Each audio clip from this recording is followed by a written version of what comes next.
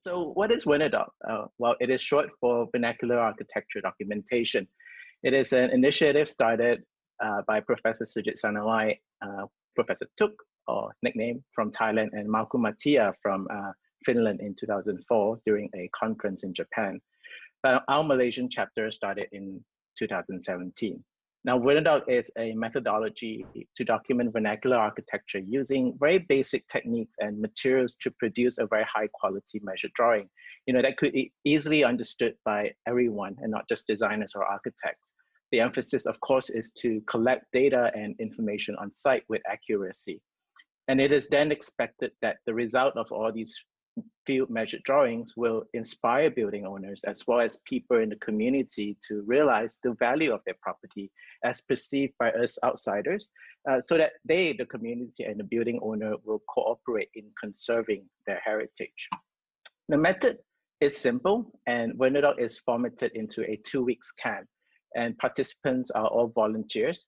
And during this time, room and board are provided for by the organizer and sponsor that will take care of all these expenses. Participants only need to pay for the transportation to the campsite. And we run this as a nonprofit program. And during the first week, all measurements are drawn immediately on site onto the final paper without any notes taken in between. Each participants are typically in charge of one drawing, and the tools that we use are pencil, ruler, tape measure, and water balance as shown here. So all the pencil marks are done within this first week.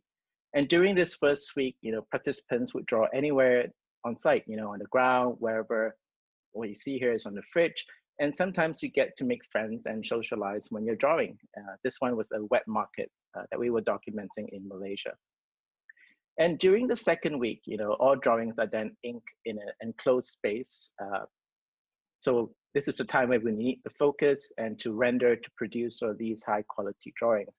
And we don't usually work late at night, and with exception, of course, but our typical hours are from 9 to 6. And from what you can see in this drawing, the transition from the pencil marks from the first week on the right to the ink on the left. So that's the whole process that will take up 2 weeks.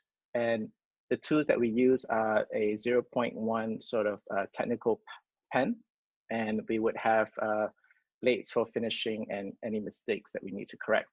So my journey started in 2017, where I participated in my first camp in Phuket, Thailand. I was curious, of course, excited, nervous, because I didn't know what to expect, and I didn't have any expectation at all. But at the end of the day, I just felt very relieved to have finished, but I also wanted more. So which led me to jump straight into my second camp and our first camp in Sungai Buloh, Malaysia. So this was a camp jointly organized by Winterdog Malaysia and also the Association of Siamese Architects with Professor Tuk team from Thailand. Now, having the chance to work with Professor Tuk also opened up doors for future international camps within our network. My third camp brought me to Pingan, Bali, where we documented a few of the bamboo vernacular houses in that area.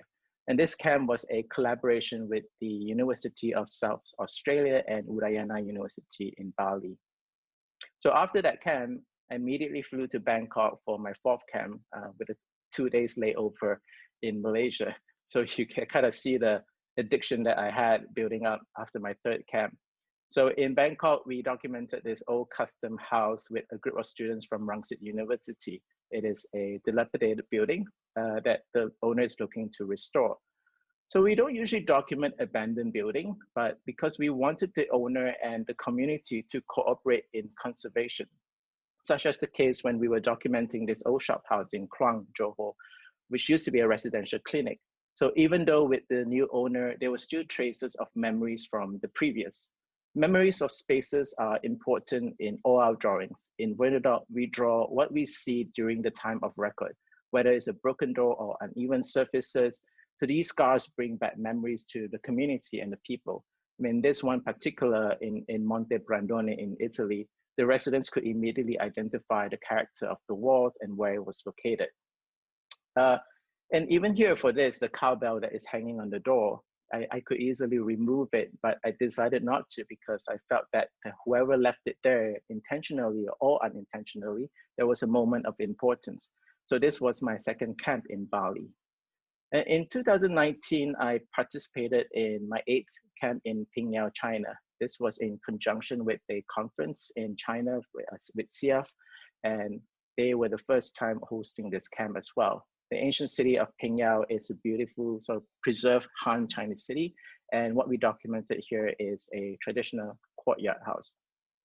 So my 9th and final camp for 2019 was in Phnom Penh, Cambodia, where we were documenting a traditional sort of temple that was not too far from Phnom Penh itself.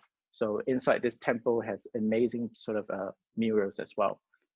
And I guess finally you could say, you know, in 2020 started with a bang, because our 3rd camp in Malaysia started back in January, and we were lucky to finish it. And we're documenting one of the oldest, if not the oldest functioning wet market here in Taiping, Malaysia.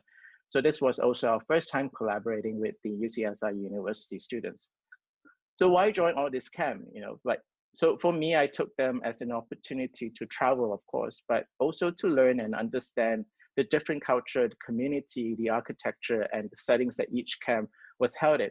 But I was also fascinated with the idea of vernacular architecture, because fundamentally these buildings are beautiful, clever, and practical. Because as architects, we see not just with our eyes, but with our hands. So through this action of measuring the height inking and the drawings that we produce, we want to show people the importance and value of the tradition, and that they are, and that we all are, proud of our